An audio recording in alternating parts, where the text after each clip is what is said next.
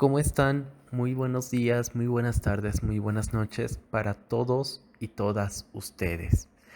Bienvenidos primero que nada a este curso de biomagnetismo médico. Soy su facilitador Samuel Rocha Amurrio.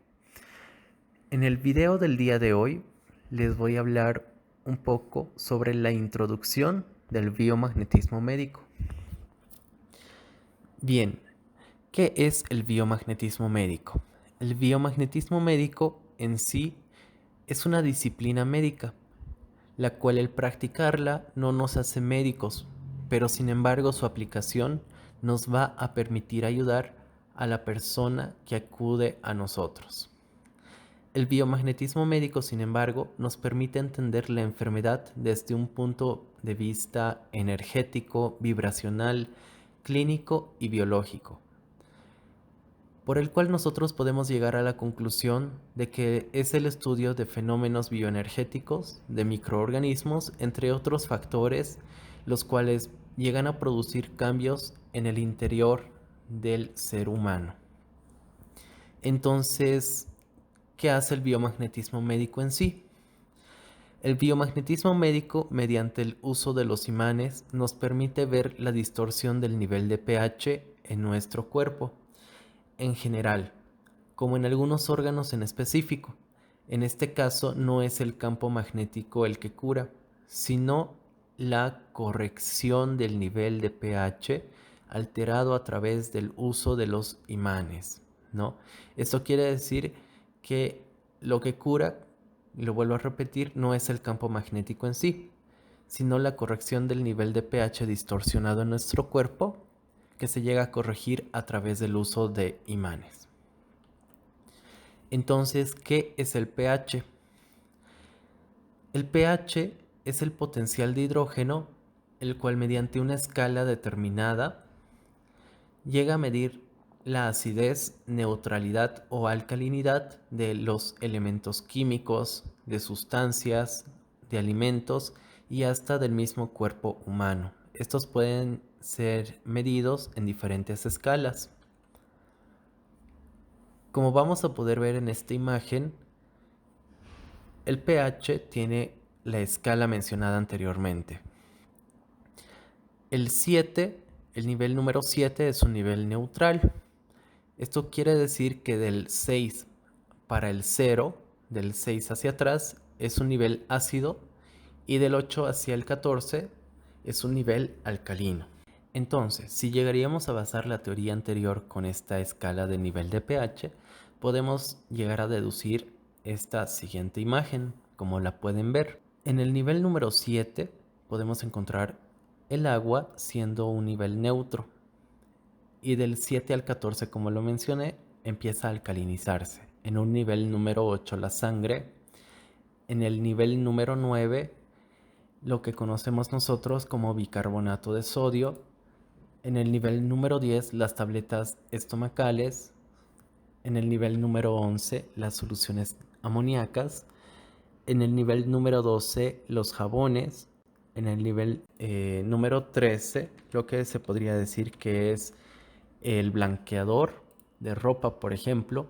En el nivel número 14 los limpiadores de drenaje, ¿no? Y si vamos hacia atrás, hacia lo ácido, podemos ver la leche en el nivel número 6, el café en el nivel número 5, el tomate en el nivel número 4, el vinagre en el nivel número 3, el limón en el nivel número 2 y el ácido estomacal en nivel número 1. Y por último, en el nivel número 0, la batería, ¿no? Las pilas y demás. Entonces, ¿qué tipo de imanes hay? Existe dos tipos de imanes, los imanes de neodimio y los imanes de ferrita. Los imanes de neodimio son imanes de material puro. Sus principales componentes son el neodimio, el hierro y el boro.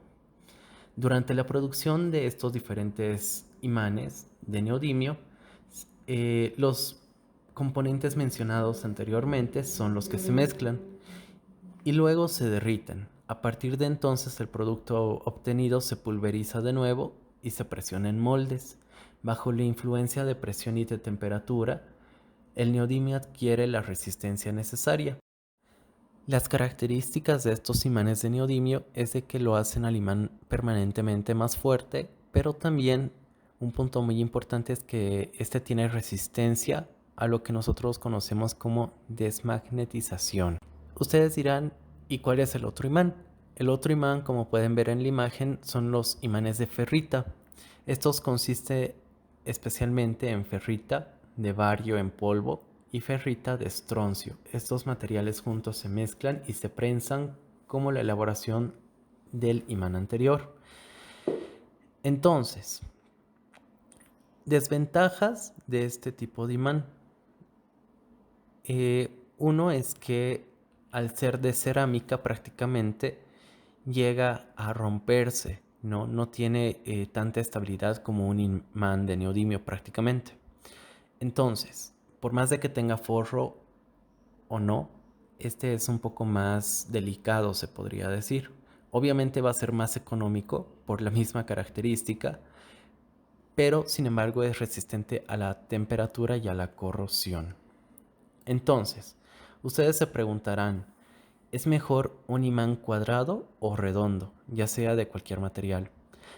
Cabe recalcar que dentro de los imanes redondos, estos tienen la potencia distribuida equitativamente, es decir, que si el imán es de 4000 Gauss, va a estar distribuido en todo el imán.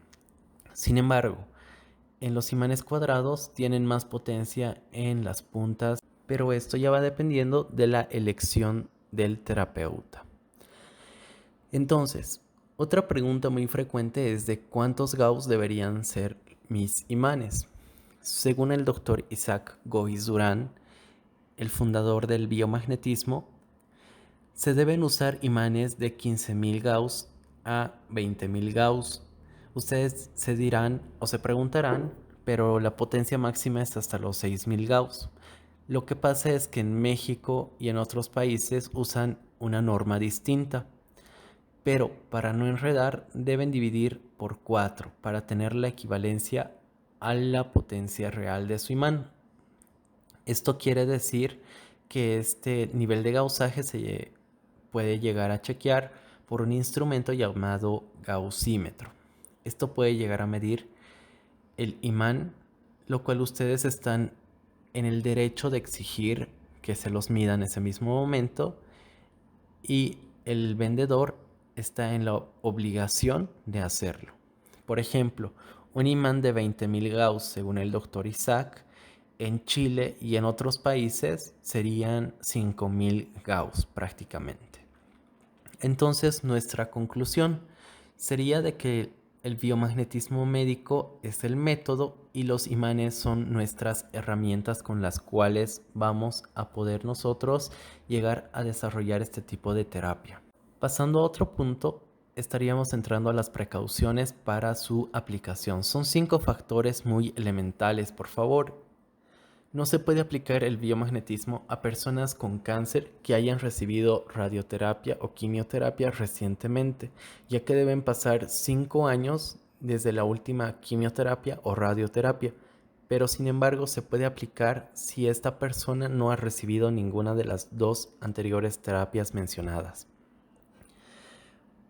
Otra precaución, no se puede llegar a aplicar a mujeres con embarazo en proceso, más que todo por la susceptibilidad que llegan a tener las mamás en esta etapa de gestación.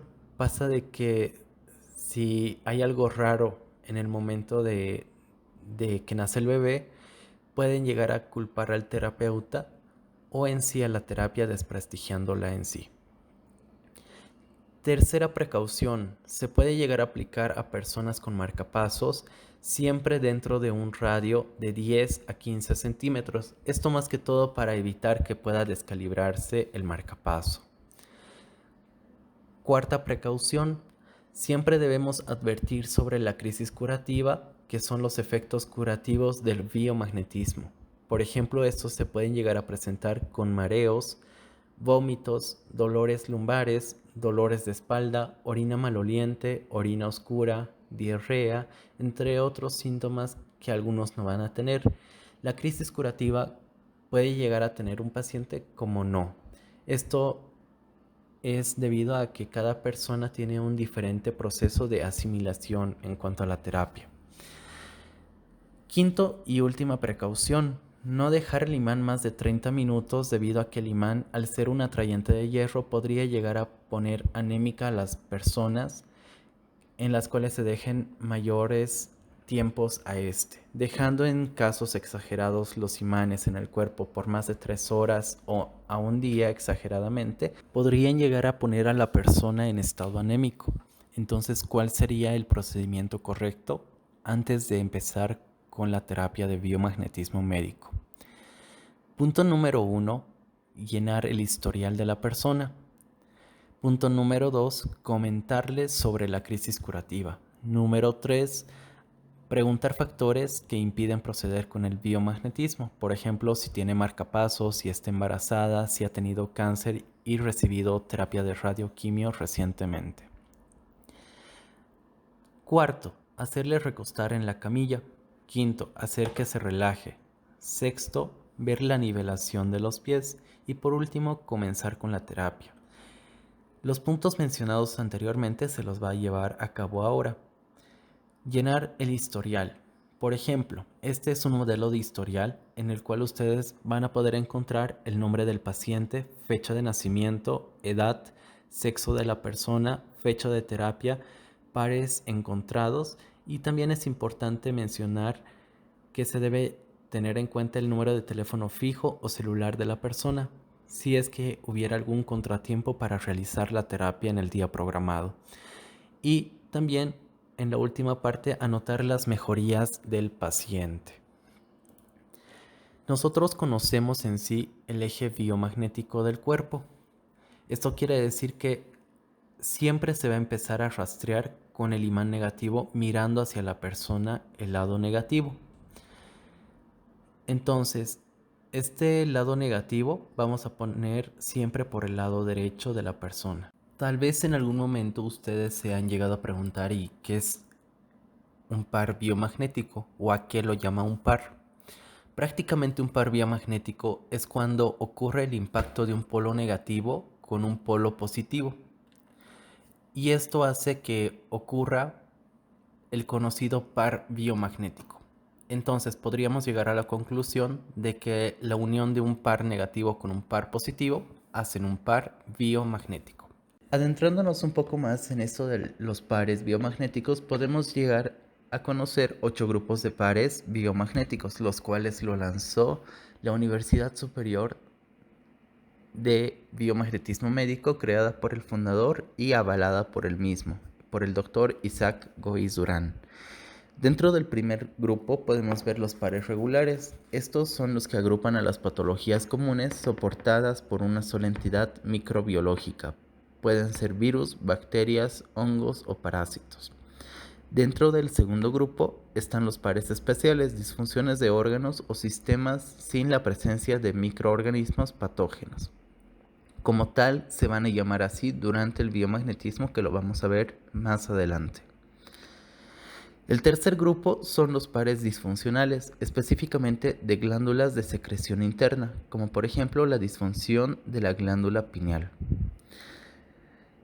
El cuarto par son pares complejos, que definen algunas patologías disfuncionales que abarcan otros sistemas o tejidos. Por ejemplo, hay unos tipos de virus que vamos a ver más adelante, los cuales llegan a involucrar sistemas, tejidos, incluso nervios, debilitando en sí a la persona en general. El quinto grupo son los reservorios, en donde pueden estar alojados microorganismos patógenos por un tiempo indefinido. Es decir, que para un tipo de bacteria, por ejemplo, tenemos que llegar a atacar estos tipos de reservorios para lograr eliminarlos de manera efectiva y eficientemente. El sexto grupo son pares temporales, que se forman por trauma principalmente y que ceden espontáneamente al curar al paciente. El séptimo grupo son los pares asociados, que son infinitos en número, pero que sin embargo se definen en patologías crónicas degenerativas, sindromáticas, tumorales y en general todas las patologías que no se ajustan a un solo microorganismo patógeno. Los pares asociados lo vamos a conocer más adelante. Y por último, el octavo grupo serían los pares recíprocos. Estos son pares que tienen doble carga en cada polo. Viendo la nivelación de los pies, como podemos ver en la siguiente imagen, podemos llegar a una conclusión. Siempre que le hagamos recostar al paciente en la camilla, debe sacar sus pies una distancia de los 10 centímetros. Esto quiere decir que, como pueden ver en la imagen, tiene que estar 10 centímetros fuera de la camilla exageradamente sus pies. Otro factor muy importante es que los pies estén rectos y las manos igual hacia abajo y de manera recta. El proceso de rastreo es el siguiente, como pueden ver en la imagen. Una vez acostado el paciente en la camilla, ustedes lo que tienen que hacer es siempre empezar el rastreo con el lado negativo, mirando siempre hacia el paciente el lado negativo. Esto quiere decir que ustedes primero van a ver si los niveles de los pies están totalmente igualados, si están simétricos, la suela o taco del zapato, como pueden ver en la primera imagen. Una vez verificando esto, ustedes impactan el primer par, empezando con el polo negativo mirando hacia la persona. Rastrean para ver si hay una simetría o hay algún acortamiento. Si es que hubiera algún acortamiento, ustedes tienen que impactar el lado positivo en el lugar que le correspondría a ese par negativo. Vuelven a verificar los pies y en este caso ya tendría que haberse puesto de manera nivelada los pies. En el caso de que no se hubiera igualado poniendo el imán positivo, hay algunos pares que tienen otros pares más para el mismo punto negativo. Entonces rastrean todos los pares positivos que le quedarían y una vez encontrado el par, ya estaría nivelado el pie. Esta es la manera en la que se va a proceder a un rastreo en sí. En algún momento se han llegado a preguntar tal vez, ¿y qué pasa si la persona ya tiene el pie más corto por naturaleza? Pues bien, para esto existe el par GOIS y ustedes se preguntarán, ¿y cuál es ese par? Si al iniciar el rastreo, aún sin colocar un imán en el cuerpo, ya existe algún acortamiento de la extremidad derecha, en este caso se coloca un imán negativo en el punto de parietal derecho y un imán de polaridad positiva en el punto de riñón contralateral, o sea, en el riñón izquierdo. Como lo pueden llegar a ver en la imagen, parietal derecho va a estar ubicado justo en el hueso parietal del cráneo humano. Pero, sin embargo, riñón izquierdo, riñón contralateral, estaría llegando a estar de la parte cuando nuestras mamás, nuestras abuelas, nuestras conocidas o tal vez algún conocido, no sé si se llegaron a fijar, que dicen que les duele el riñón cuando lavan a mano y se agarran la parte del riñón, ¿no? Supuestamente. Entonces, de esa parte, justo subiendo un poco más arriba, hay un huesito. Entonces, en ese punto es donde ustedes van a colocar el imán positivo y ese punto se denomina riñón contralateral o riñón izquierdo en este caso. Al otro lado estaría el riñón derecho a la misma altura pero con diferente ubicación. Entonces el par sería parietal derecho y riñón contralateral o riñón izquierdo, ¿no? Y este procede a medir la longitud de las extremidades inferiores.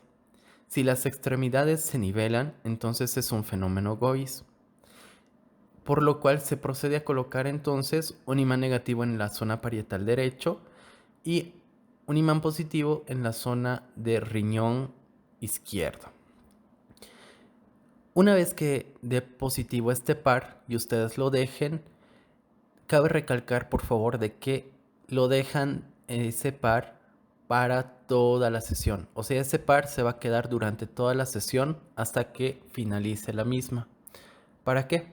para que pueda llegar a nivelarse el pie durante toda la sesión y no haya este inconveniente. Bueno, con esto estaríamos llegando al final de toda la parte introductoria. Por favor, les invito a suscribirse a mi canal y activar la campanilla de notificaciones para que cuando se suba un nuevo video ustedes sean los primeros en enterarse. Muchísimas gracias por la atención prestada en este video. Que Dios me los bendiga a todos y a todas. Hasta un nuevo video.